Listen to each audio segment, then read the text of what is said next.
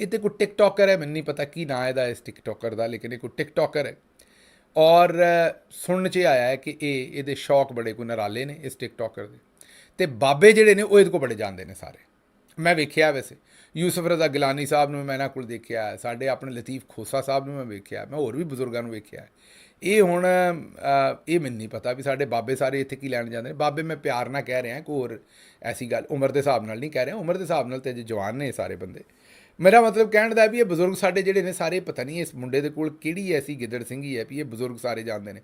बाकी तो कोई जिहड़ी है कोई एजुकेशन या कोई होर काम तो ऐसा है नहीं, लेकिन ये कोई ना कोई ऐसा ये कोल राज हैगा भी जिहड़ा ये बजुर्ग सारे ये कोल पहुँचते हैं, ढुकते हैं इस टिकटॉकर के कोल।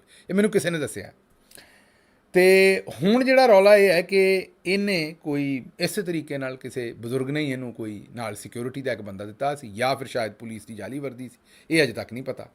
तो ये किते पैसे सुट रहा है तो पुलिस वाला नाल गठियां दे रहा भी लो जी सरकार मैं तुहाडा ये काम करदा, तो मैं जनाब दे नाल जो हैगा ताबेदार है जनाब दा, मैं गनमैन नहीं बल्कि मैं तो जनाब दा जिहड़ा वो बैटमैन है, तो वो पैसे दे रहा तो सुट रहा। हुण पुलिस वालियां ने कोई परचा शर्चा किया है।